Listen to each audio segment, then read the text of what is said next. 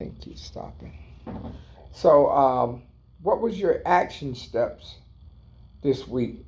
We're here at the Tuesday night real estate class. We're talking about our action steps. What was your action steps? Well, I guess I fired a real estate person. Oh, okay. Yeah, you had an agent, someone looking for you. That I'd been working with, Oh, okay. and every time I asked him to send me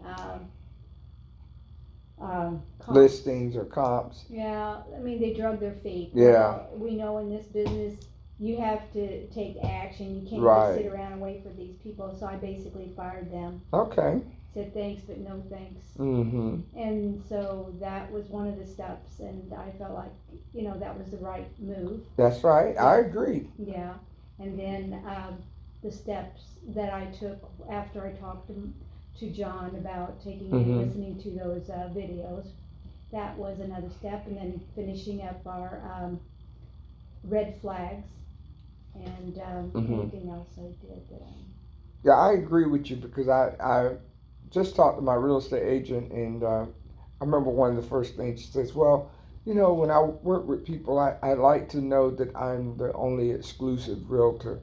And I remembered that word, and I brought it back up to her because she was at a thing over the weekend or whatever, and then I called her yesterday. She didn't call me.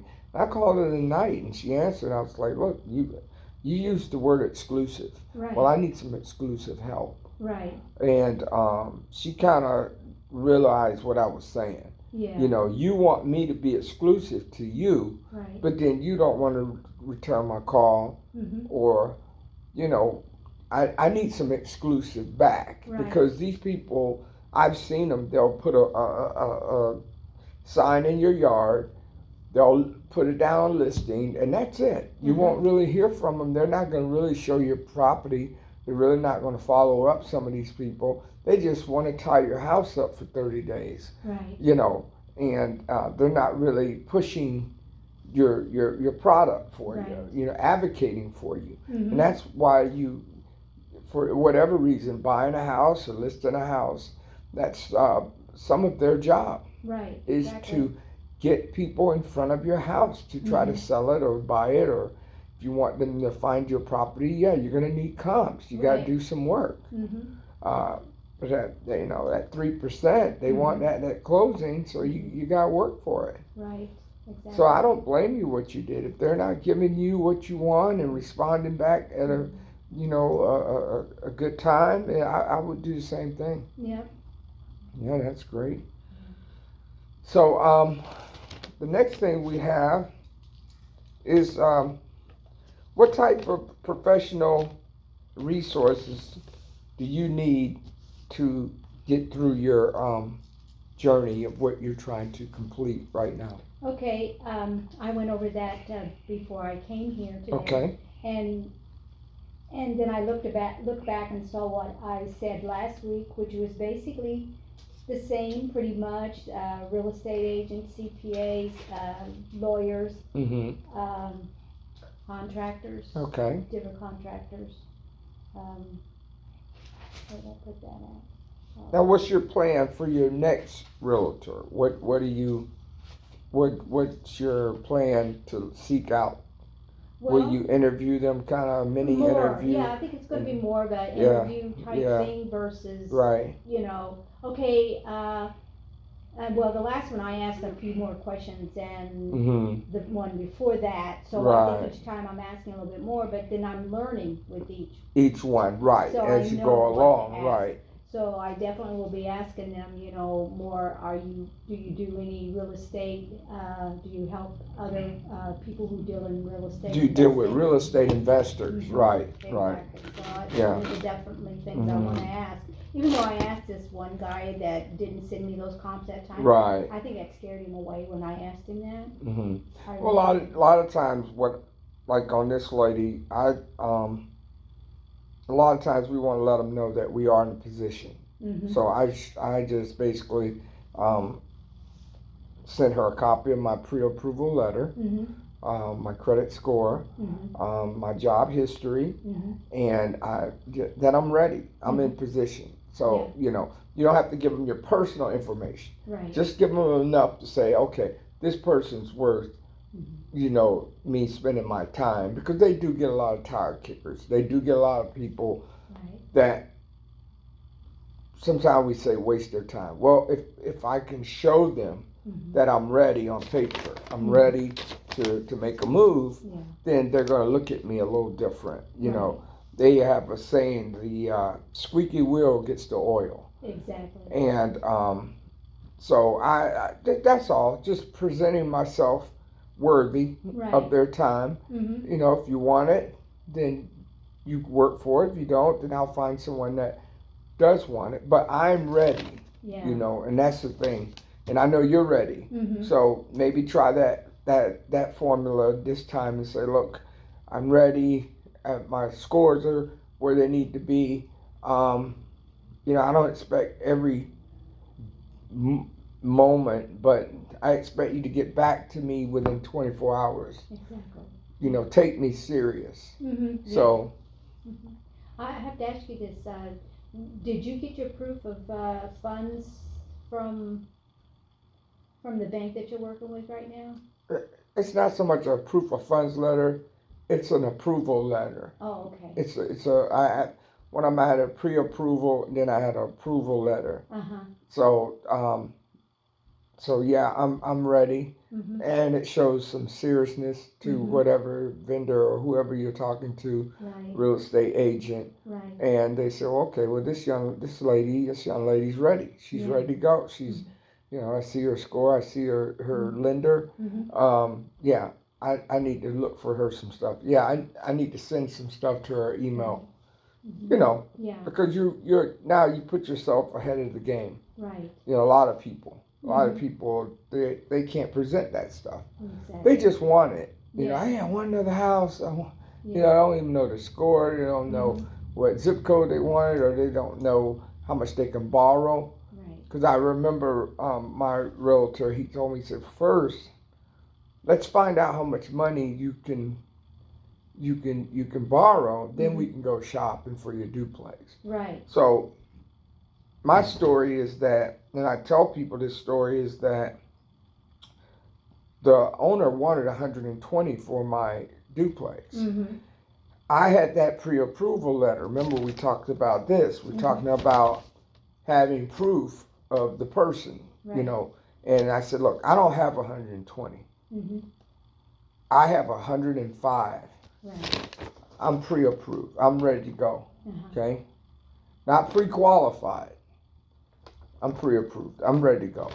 And I was in the living room when he called his realtor. But what happened was he had bought some land up north, and he had just got a tax bill. And he said, "Oh no, I'm not paying taxes in two places. I want to take this young man's offer." And she was mad, the realtor, because you remember the number one thing with the realtor is the more the house, the more they get paid. Right. Exactly. And that wasn't at 120. Yeah. That was that 105. Right. And I heard him. He went in the back room and he told her, "Listen, you work for me.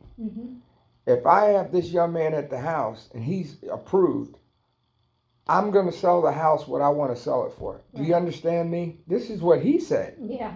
And he said, he'll be back over here in an hour. I want you here to write it up. And that was that. And I got it for 105. Good. But I only got it for 105, two reasons. I was pre-ready, and he had a hurting situation. Exactly. He had a pain point, and the pain point was he wanted to not pay taxes at the property he had bought up north and the Florida property, our existing property. And it made sense. He's like, look, I'm ready. All his stuff was packed. The house was packed with boxes and everything. He was ready to go. Right. In his mind, he was gone. Yeah. And the realtor, she, at first when we met, of course she became, once we signed the paper, she still got paid, but it wasn't the amount that she may have thought. Right. But remember, they work for us, the Mhm. realtors. Right. You know, Mhm. always remember that. Yeah. And we try to be respectful and cordial, but a lot of times they may not agree. Right. But hey, Yeah. that's why we ask them for their services. Right. So yeah, I mean, you know, if a realtor has a closing and they're just busy one day, then that may happen. Right. But if they just blankly over a couple of days can't shoot you a text or email and say, "Hey, I'm busy. Mhm. I'm working with another customer," I can understand that. Yeah. I'm showing houses today. Mhm. I'll get back with you Wednesday Right. or whatever day. Right. Then that's where we have to have a little patience and tolerance for Right. them. But you know, we know the difference when we, Yeah. you know, Yeah. For sure. yeah. So we talked about the professional resources and needs, and the last one, what are the names of the people needed? I think you answered that. Yeah, and I mean, I didn't say the lenders, and you said your lender is the bank, a bank, or What? the Navy. Well, one of them is Navy, Uh huh. and that one I'm do more home improvements with that. Oh, okay. But the mortgage one is oh shoot, the guy's name is Kurt, Mhm. and I like them better. They're out of Keller Williams' office. Okay. I like them better because the other place I was debating having two choices. I was taught from this study, Mhm. always have two choices. Right. The other company in Tampa, they wanted to pick the inspector, Mhm. and they wanted like $500. I thought that was a lot. Yeah. Plus, they wanted me to use their inspector. Now the appraisal, I don't get a choice in that. The mortgage company does, which Yeah. I understand that. Mhm. But I want to pick my own inspector Right. because when my inspector comes, I usually take that day off because I want to make sure he's going to get everywhere he's supposed to get. Exactly. So, and they gave me the choice. The guy's like, "Look, I don't even need to look at it if you don't want." Mm.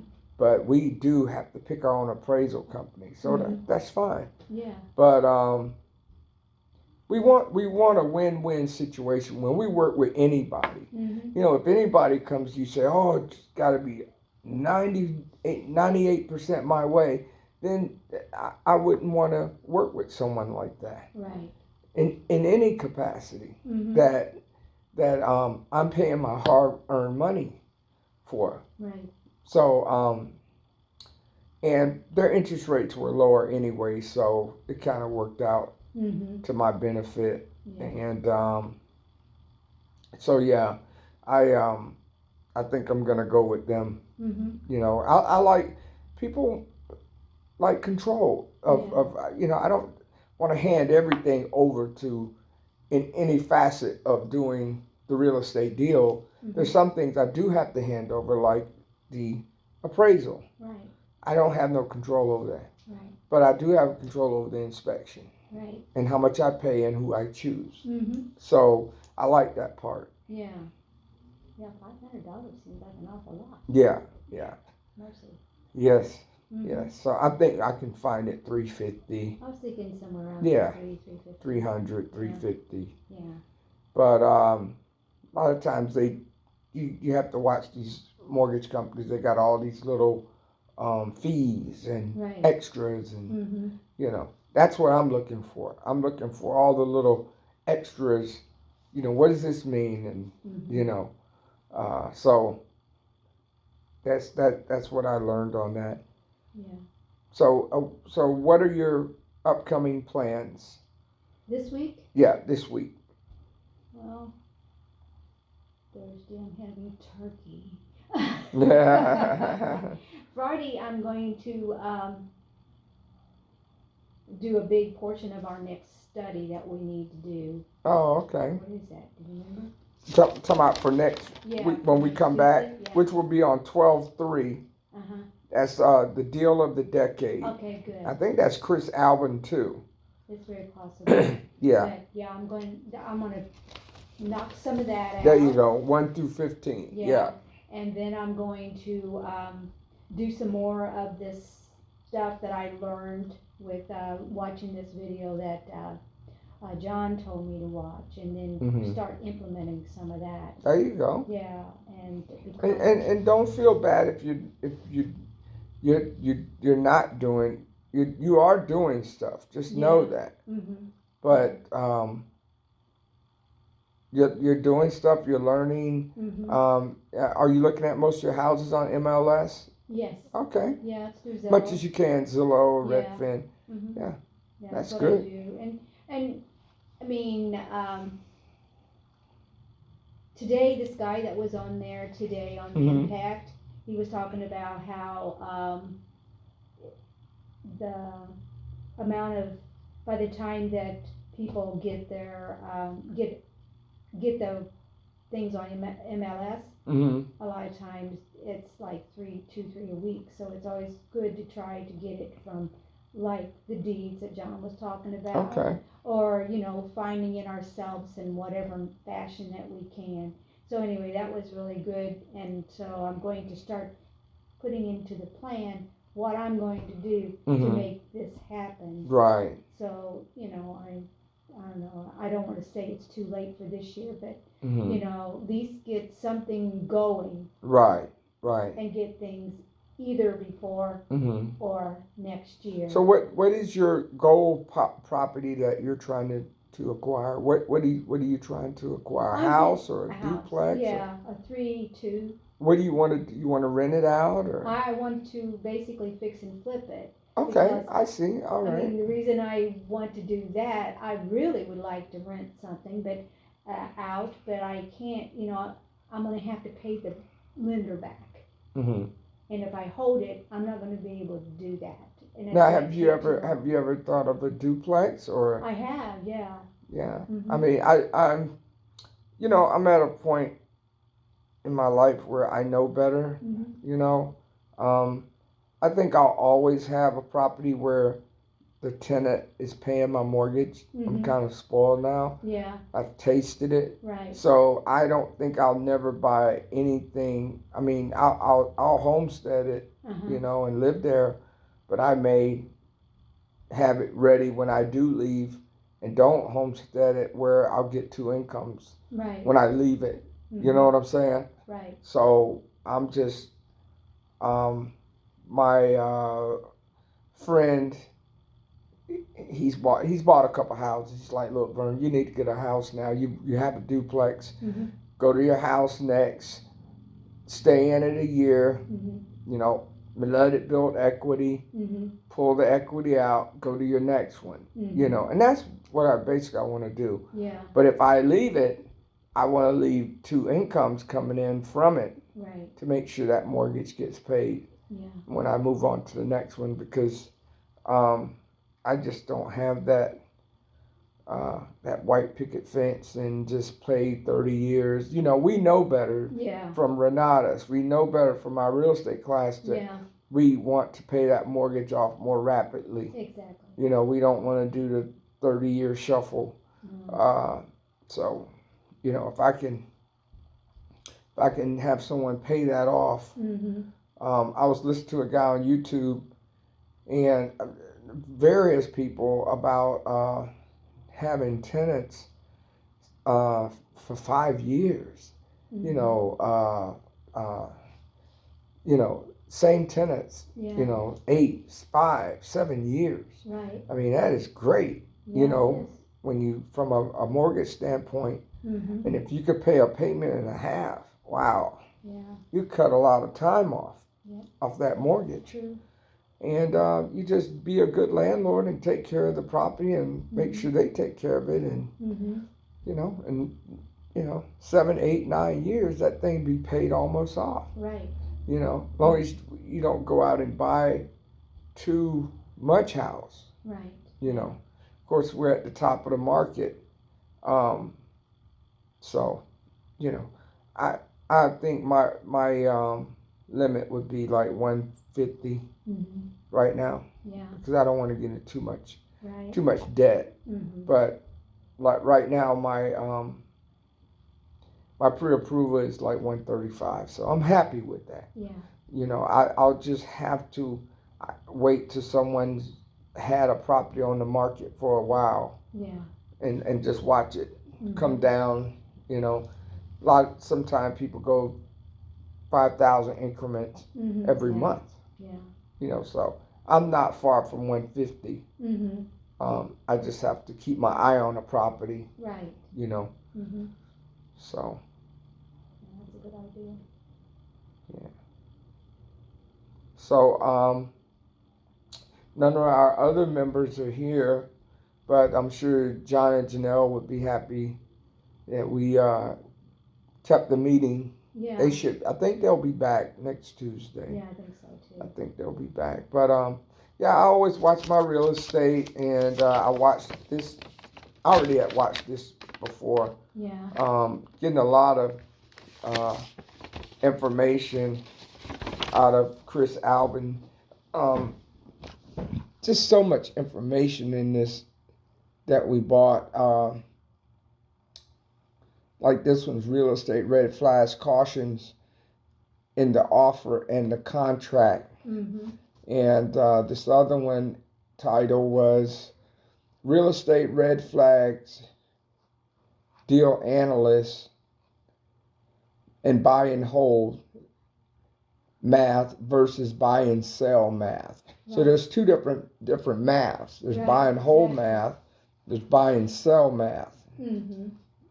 And real estate red flags, different ways to calculate your ROI, return on investment. So, you know, we get to learn a lot of good stuff. You know, I see it on YouTube a lot of times. People have a lot of programs and stuff. You know what? We already got all that stuff. Right. You know, where is the offer in the contract?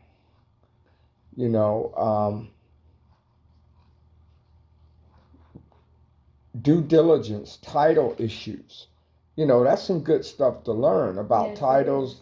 doing your due diligence, environmental issues, lead-based paint. He talked about buying, if you bought a meth house, Mm-hmm. how you could get jammed up if you didn't buy it correctly Right. and have it correctly disposed. Mm-hmm. From that last situation. That's serious stuff, you know. Yes, it is. So they teach us about asbestos and Mm-hmm. radon gas. Mm-hmm. You know, people don't think of all these things. Due diligence about mold, you know. Right. So we get to learn all about these things. That's what I was talking about, due diligence, meth. Buy a house that was a meth house. Due diligence about bed bugs, chemicals, and other items. Yeah. Wow. That was something interesting. That, wasn't it? yeah, Like, that was kind of, just get one of those big old blasting things and just take blow it there. up. Burn those puppies. That's right. Due diligence home inspections. Wow. There we go. We were just talking about Mm-hmm. home inspections, Yeah. you know. Mm-hmm. Tenant issues, how to deal with tenants. You definitely need that. Yes. That would be a class you want to take. Tricks of the trade, the painted pig. You know, a house that's bad, but they make it look good on the outside, but it's bad. They just paint the front. Just paint it. Just paint the front of it. Yeah. It looks good now. Tricks of the trade, creative accounting. And tricks of the trade, the private placement memorandum. And tricks of the trade, buying from a bulk buyer or an inexperienced investor seller. These are all great topics and classes, and how you can verify information about your potential purpose. Mm-hmm. Wow. So these things, you know, you want to know. Case study. Where are the traps?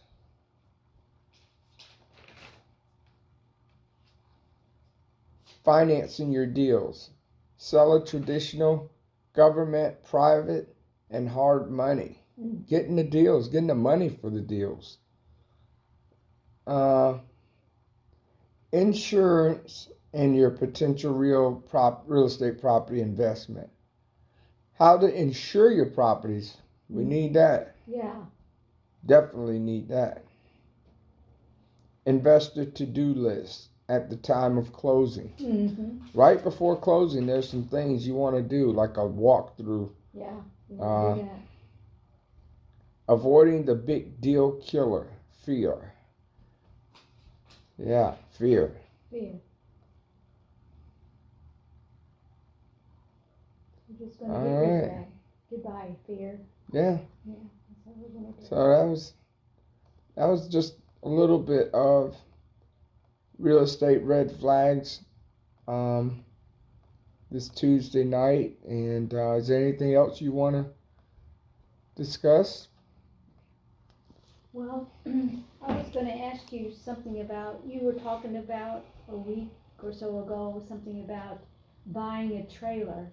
Okay. Yeah. Was that something that... My buddy is buying a trailer. Oh, okay. Actually, he went to buy a van. He bought the van. I haven't seen it yet. He's going to put, he bought it cheap, Yeah. but he's going to put some money into it. Mm-hmm. He got him a tune-up. He's got nice tires on it. So he's got to put it on the road. And we went looking for a pop-up trailer for him. So he's making moves. He's got his van and he's had the tune-up done on it. Mm-hmm. Yeah. So that's what's happening. Not for me, but for him. Right. Yeah. I was, just. I don't know if I told you last week. I have a piece of property over in Lady Lake.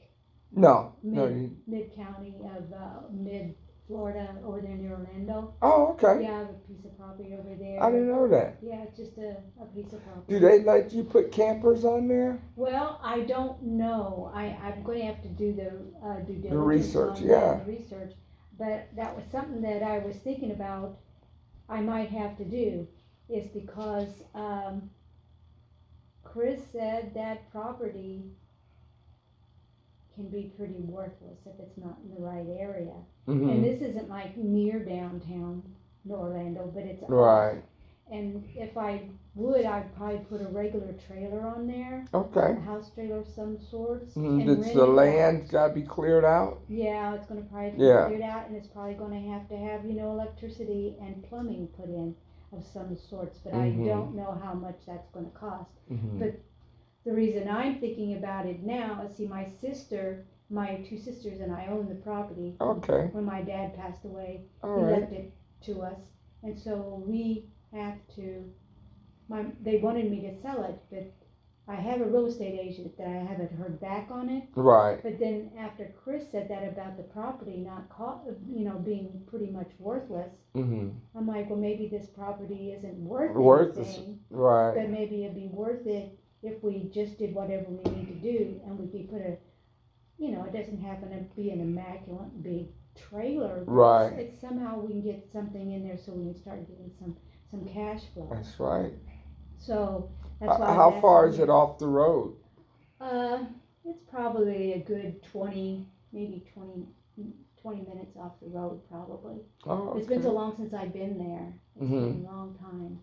And the last time I was there, it wasn't really grown up so much. Right. So they might have things coming in there and cutting it down.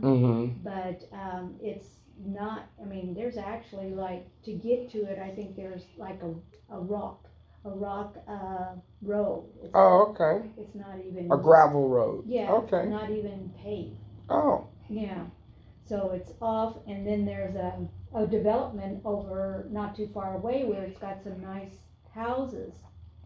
But this is kind of like a little bit further away, more like in the stick area. And there's in Lady Lake, which is just right in that area. But since I haven't been over there so long, I can't remember what it looks like. But I'm thinking, well, if we could do that, find out how much it costs to get that clear done. some. That's what me and my buddy want to do. We want to clear the land clear the land, and he wants to just try to put a couple trailers in there and see what the city says. Right. He's supposed to have called them Oh, okay. and asked them, Mm-hmm. you know, and I'm supposed to go up there and clear some land for him. He's supposed to check with the rental company Oh, okay. and bring me back a brochure Right. because there's only certain equipment I can operate, Uh-huh. and we were gonna just clear out a piece. Uh-huh. The weekend, use the equipment Mm-hmm. and clear it out, and kind of, make that area where the first trailer would go. Mm-hmm. And I told him, you just do one at a time, see what they say. If they don't say nothing, it's on your land. He owns it. It's like a whole block. It's like, Yeah.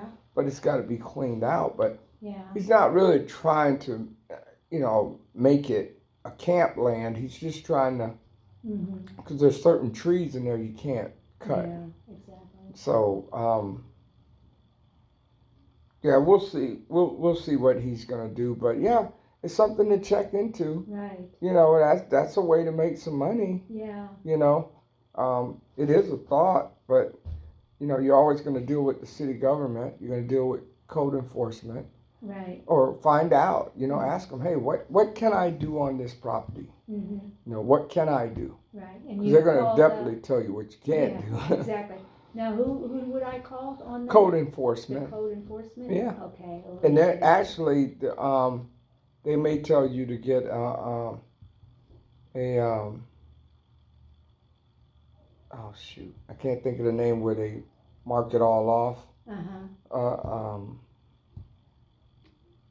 I know it starts with an S, but I can't think of it now. Where it shows your lines of your property, Oh, okay. Yeah. Mm-hmm. and then you'll know exactly where your property starts, where it ends, Mm-hmm. and then they'll tell you exactly what you can do Mm-hmm. on it. Is it wetland? Survey. That's You great. get a survey of your property, Mm-hmm. which they'll tell you at code enforcement Mm-hmm. what grid is yours. Mm-hmm. Once you show them the proper paperwork, Mm-hmm. what grid is yours, and then you get a survey. Mm-hmm. And then once you have that survey, at least you'll know where your property starts and where it ends. Right. And when they do the survey, they'll put markers, Mm-hmm. and then you can see what you can do. I mean, you get somebody to go in there, clear it out, and then drop a trailer on it. Mm-hmm. I don't know. He had an idea with generators, but I just don't think that's the long-term thing.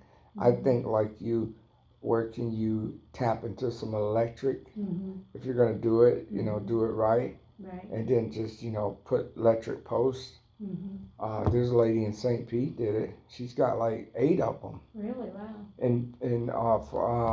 In St. Pete, Mm-hmm. she's got like 8 of them. Yeah. I mean, it's just a big horseshoe, Mm-hmm. and they go back like that, Mm-hmm. and you just go around, and Yeah. and every one of them has electric posts. Mm-hmm. And I'm sure these are trailers she bought. Yeah. They don't come in and out; they're permanent, and you just pay rent. Right. You Exactly. just pay rent, Mm-hmm. so it can be done. Right. But we a lot of times we're so afraid. I try to tell my friend that I'd rather know what I can do before I go spend the money, Right. Exactly. because he can't grow anything on it. He can't cut certain trees on it. He's found these things out. Mm-hmm. Can't really build on it. Mm-hmm. It's basically wetland. Oh, really? Yeah, can't build. Mm-hmm. So that would be the first thing that Yeah. I would do, is just say, look, Yeah. I mean, of course you'd have to probably have your sister on board, Yeah. see what but hey, if you're going to keep it, I don't see why you couldn't generate some sort of income. Right. That's what I'm If you thinking. guys are going to keep it, let's make some money. Yeah, yeah. I know she would like to sell it for $10,000, but when I talked to the real estate agent, she said that if we got 6,000, we'd probably be lucky. is what the real estate Mhm. agent said.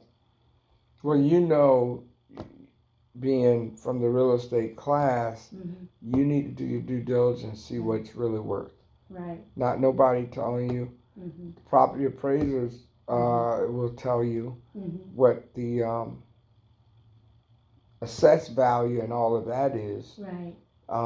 But then what you can, again, just like if it was a house, you probably run some comps maybe and see what similar prop land out there, how much acreage, square footage it is.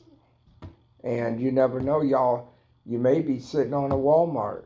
You don't know. They may come through and want to put a road or a Walmart. Or something. Something. So I think you do your due diligence.